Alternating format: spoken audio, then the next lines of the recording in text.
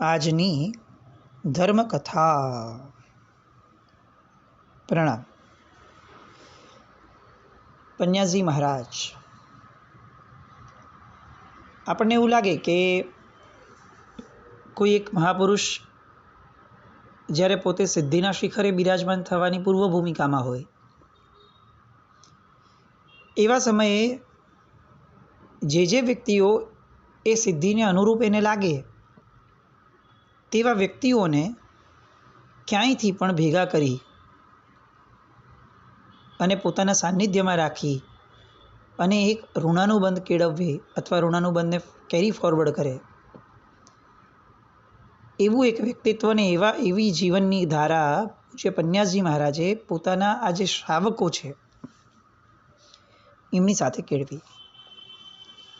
એક કે એક શ્રાવકોને એમની વાતોને, એમના જીવનના અધ્યાયોને જ્યારે સાંભળીએ ત્યારે અચૂક એવું લાગે કે આ એક ચમત્કારથી કંઈ જ ઓછું નથી.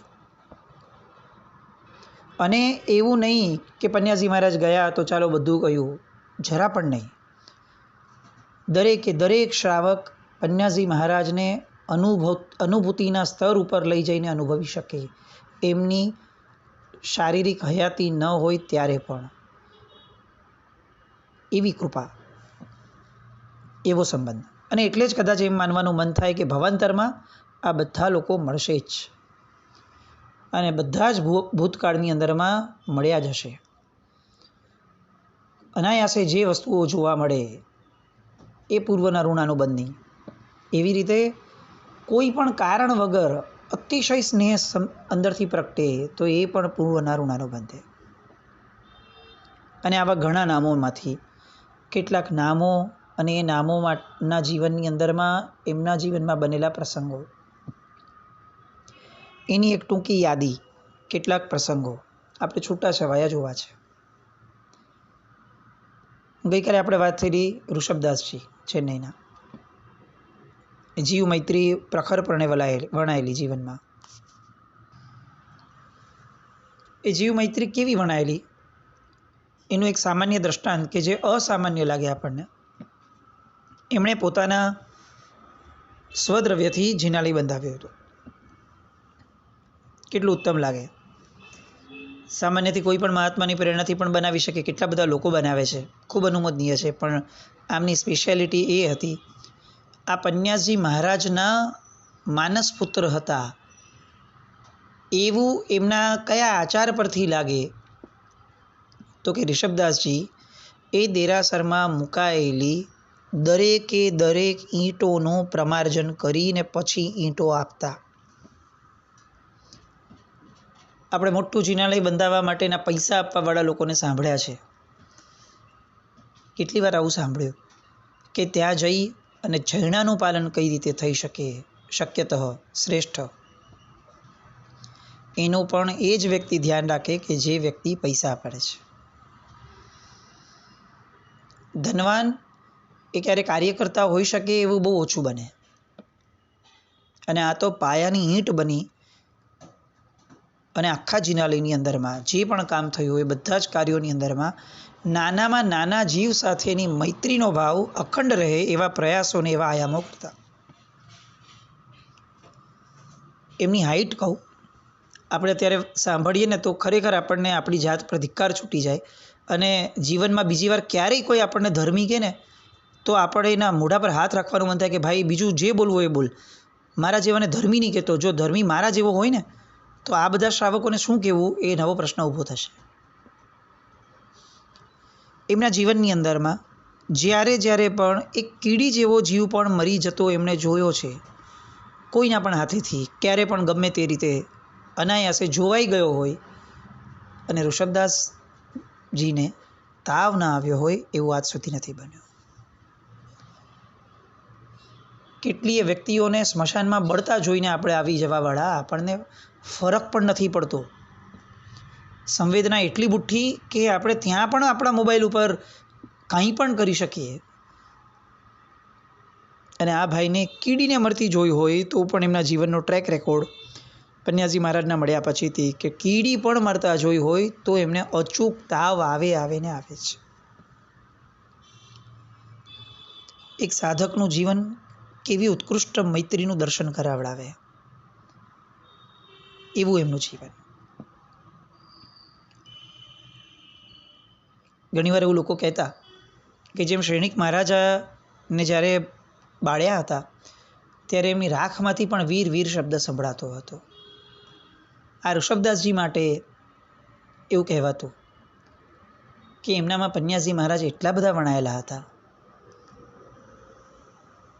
કે કદાચ એમ લાગે કે એમના અંગ અંગમાંથી આ પન્યાજી મહારાજનું નામ સંભળાતું હશે. અને ફક્ત ઋષભદાસજી એવું નહીં, પન્યાજી મહારાજના 9 રત્નો હતા, 9 વ્યક્તિઓ એમણે તૈયાર કર્યા હતા. એમાંના દરેક વ્યક્તિ માટેને એક તાદ્રશ એક્ઝામ્પલ એમાંના એક શ્રાવક બાબુભાઈ કડીવાળા. આપણે આની પહેલાં જોયા છે એમના પ્રસંગો. વૈદ આગળ ગયા હતા અને વૈદે નાડી ચેક કરી. બહુ જ પ્રખર વૈદ હતા અને એને નાડી ઉપર કોન્સન્ટ્રેટ કરતાં જે સંભળાતું હતું એ નાડીના ધબકારા ન હતા, એની સાથે સાથે એમને પન્યાજી મહારાજનું નામ સંભળાતું હતું. બહુ અતિશયોક્તિ લાગશે આપણે એટલા બધા બુદ્ધિજીવી થઈ ગયા છીએ ને, એટલી બધી હંબક વાતો પણ સાંભળતા થઈ ગયા છીએ ને કે આપણને હવે જ્યારે વાત સાચી હોય ને, અનુભૂતિના સ્તરની હોય ને, તો પણ આપણને હવે એમાં રસ ન જાગે. સંવેદનાઓ વિચિત્ર થઈ ગઈ છે આપણી સામે. પણ આ બધી સત્ય હકીકતો એમના બાળકોએ, એમની આસપાસના લોકોએ અનુભવેલી વાતો, પેલા વૈદે કેટલાય લોકોને કીધેલી આ વાતો. અને આ વૈદે પાછા કોઈ આપણી જેમ અત્યાર જેવા છીછરી વૃત્તિવાળાઓ ન હોય, બધા ગંભીર વ્યક્તિઓ. બોલે તો સમજીને બોલે, અને જ્યારે બોલે ત્યારે કંઈક હોય તો જ બોલે, આડેધડ કંઈ બી ન બોલે. આવી બધી જબરદસ્ત ધારા એમના 9 શ્રાવકો જે એમણે તૈયાર કર્યા હતા એમની અંદર જોવા મળે. એમાંના એક શ્રાવક અત્યંત કૃપાપાત્ર ભક્ત સાહેબના, એટલે મૂળ રાધનપુરના અને મદ્રાસમાં સ્થાયી થયેલા શ્રી લલિતભાઈ મુક્તિલાલ શાહ મસાલિયા. એમણે સાહેબ પાસે મંત્ર દીક્ષા લીધી હતી. શેરીસામાં પણ જ્યારે શંકેશ્વરમાં પણ ઉપધ્યાન નોંધાયેલા હતા, એ બંને સમયે એમણે સાહેબની નિશ્રા પામી હતી. એ પહેલી વારનો સાહેબનો પરિચય હતો. અને પહેલાં જ પરિચયની અંદરમાં એમને લઈ આવવાવાળા વ્યક્તિઓએ એમને પકડી રાખવા પડ્યા હતા. જાણે પૂર્વભવનું જાતિસ્મરણ જ્ઞાન થયું હોય, ભલે કક્ષા ન હતી, એ લેવલ સુધી નહોતા પહોંચ્યા, પણ સાહેબને જોઈને અચાનક એટલો બધો સદભાવ જાગે, મૂર્છિત થઈ જવું, અંદરથી કંઈક થવું, હર્ષ સમાય નહીં એવું અનુભવવું, કંઈક પામી લીધું છે એવી અંદરથી રોમરાજી વિકસ્વર થવી, આવું બધું પહેલી જ વારના મિલને આ લલિતભાઈએ અનુભવ્યું. આપણે સાંભળ્યું બહુ છે નેમ રાજુલના ને બધાના 9 ભવો ને આ બધી વાતો, પણ એ આપણને ક્યારે અનુભવનમાં નથી આવતી, કારણ કે આપણને ક્યારે ઊંડાણમાં જવું જ નથી હોતું. પણ કેટલાક પવિત્ર જીવો આ બધી ધારાઓને લઈને આવેલા હોય. પૂર્વભવના સંબંધો કદાચ ઉપસ્થિત ન થાય, અનુભવાય ખરા. અને આ ઋષભદાસજી રાકા એ ત્યારે મદ્રાસથી આવ્યા હતા, જ્યારે લલિતભાઈ પન્યાજી મહારાજ આગળ હતા ત્યારે. એકદમ ફાંકડું અંગ્રેજી બોલે, નૌકાર ઉપરના પ્રવચનો આપે, એમાં પાછા પ્રવચનમાં પણ એટલું જ સુપર ઇંગ્લિશ હોય. એ જમાનાના વ્યક્તિઓનું ઇંગ્લિશ એટલે એકદમ પાવરફુલ. આપણી જેમ વર્ણશંકર પ્રજા નહોતી ને, કે જે હોય ગુજરાતી ભણવા જાય ઇંગ્લિશ અને પછી ગુજલિશ થઈ જાય, આવું બધું નહીં. પ્રિસાઇઝલી પરફેક્ટ વ્યક્તિઓ.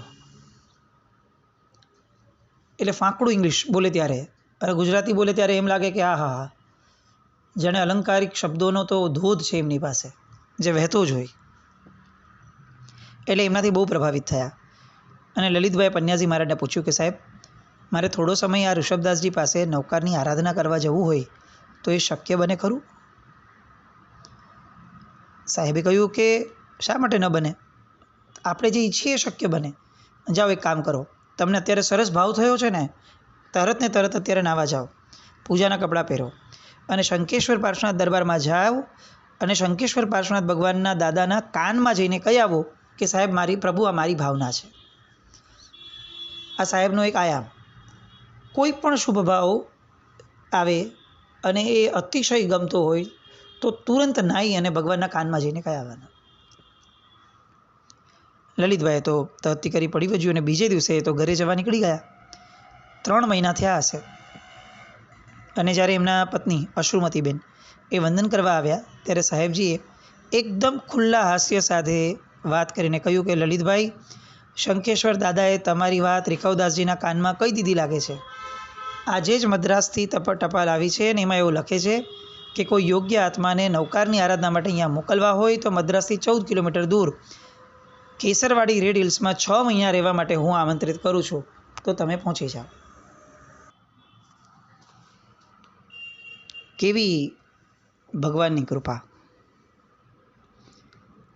લલિતભાઈ અને રસિકભાઈ દોશી વગેરે તો ત્યાં તરત પહોંચી ગયા અને આપણે માની ન શકીએ પૂરા 8 મહિના એ લોકો ત્યાં રહ્યા, ફક્ત નવકારની સાધના કરવા માટે અને આ ઋષભદાસજીને પીવા માટે. આપણા જીવનની આ સૌથી મોટી કમનસીબી છે કે આપણે બધે જ રખડવું છે, ભટકવું છે, ફરવું છે, જાત્રા કરવી છે, કોઈ વસ્તુને પીવી નથી. પીવું એટલે શું? સાતત્ય સાથે એની સાથે અનુસંધાન માંડવા માટે, એના મય થવા માટે એની સાથે સમય વિતાવવો. અને એને ફક્ત શરીર આપવું એવું નહીં, એને મન પણ આપવું સતત, જેના કારણે તન્મયતા, તદ્રુપતા આ બધું બહુ સાહજિક આવી જાય. 8 મહિના એક વ્યક્તિ પાસે, કોઈ મહારાજ સાહેબ નહીં, કંઈ જ નહીં, એક વ્યક્તિ પાસે 8 મહિના સુધી રોકાવાનું ફક્ત નવકાર જાણવા માટે. આપણે સૂત્રોની ઉતાવળ કરતા હોઈએ ને અર્થ વગર ભણવાની, ત્યારે આ લલિતભાઈને એકવાર વિચારવા જેવા છે. અત્યારના સમયમાં કોઈ આવું આપણને પૂછે તો આપણે એને મૂર્ખા ગણીએ કે 8 મહિના નવકાર માટે ગણાતા હશે. અરે 8 મહિના તો પંચપ્રતિક્રમણ થઈ જાય, જે વિચાર નવતત્વ થઈ જાય, કેટલું બધું થઈ જાય. ક્વોન્ટિટીની પાછળ પાગલ બનેલા આપણે જીવનમાં ક્યારેય ક્વોલિટી એટલે શું ને એ અનુભવી નહીં શકીએ. એ 8 મહિનાનો શેડ્યુલ શું રોજનો? તો કે સવારે રાઈ પ્રતિક્રમણ કરી અને પરવારી બપોરે 2 વાગ્યા સુધી દેરાસરમાં જ પ્રભુ ભક્તિ અને નવકાર મંત્રની આરાધના કરવાની. સવારના રાઈ પ્રતિક્રમણ અને નિત્યક્રમ પતી જાય એવું તરત, એટલે સમજી લઈએ કે કદાચ લેટમાં લેટ 7 વાગ્યા પછીથી એ લોકો દેરાસરમાં હશે. અને બપોરે 2 વાગ્યા સુધી દેરાસરમાં જ રહેવાનું, પ્રભુ ભક્તિ કરવાની અને નવકાર મંત્રની જે આરાધના ઋષભદાસજી કરાવે એ આરાધના કરવાની. એ પછી શું કરવાનું? જલસા આવો સાધર્મિક પધાર્યા હોય તો 22 પ્રકારના ભોજન હોવા જ જોઈએ ને? તો કે ના, ફક્ત 2 જ દ્રવ્યો, રોટલી અને દૂધ વાપરી અને 2:30 વાગે એકાસણું કરવાનું. આપણને અત્યારના સ્વામી વાત્સલ્યો, 99ના એકાસણાઓ, બીજી બધી ભક્તિઓ, જેમાં કોઈએ 2 શાક રાખ્યા હોય તો આપણે 4 હોવા જોઈએ, કોઈકની 21 આઈટમ હોય તો આપણી 31 હોવી જોઈએ. આવી બધી જે ભક્તિ કરવાની હોડ લાગી છે, એવા સમયે આપણે આ ઋષભદાસજી જે છે એમણે કરેલા આમંત્રિત શ્રાવકોની ભક્તિને પણ વિચારવી જોઈએ. હું એમ નથી કહેતો કે 2 દ્રવ્યોમાં વપરાવું જોઈએ. મુદ્દો આટલો છે, સાધર્મિકની ભક્તિ એ ધર્મ સચવાય ને એવી હોવી જોઈએ. ધર્મ જ ભૂલાઈ જાય એવી સાધર્મિક ભક્તિ કઈ કરવી છે? ભક્ષ્ય અભક્ષ્યનો વિવેક ભૂલાઈ જાય, ફક્ત રસ પોષાય એવી જ વાતો કરવી હોય. આ કરાવવા દ્વારા અંતે કરાવવું શું છે? ચાલો મેળવવું શું છે એ તો નક્કી કરો. સાધર્મિકની ભક્તિ કરી, હવે એના દ્વારા સાધર્મિક પાસે કંઈક પ્રાપ્તિનો અભ્યાસ તો કરાવવો છે? કંઈ જ નથી કરાવડાવવું, ફક્ત ભક્તિ કરવી છે. અને અહીંયા ઋષભદાસજીએ આ 2 દ્રવ્યોના એકાસણા 2:30 વાગે કરાવડાવ્યા. પછી એનો ક્રમ શું? તો કે 3:30 વાગે પૌષધ લેવાનું, રાત્રિ પૌષધ, બપોરે 3:30 લઈ લેવાનું અને વહેલી સવારે પારવાનું.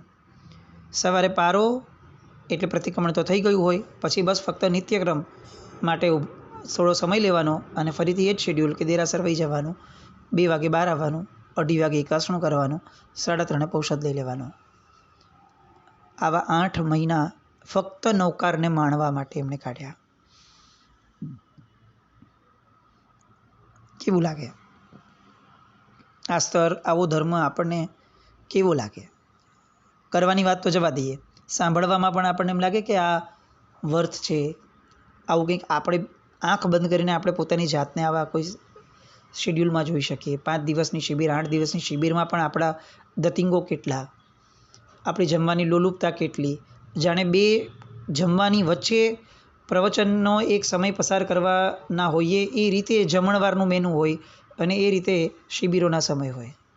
એવી આપણી પોતાની ધારાઓ.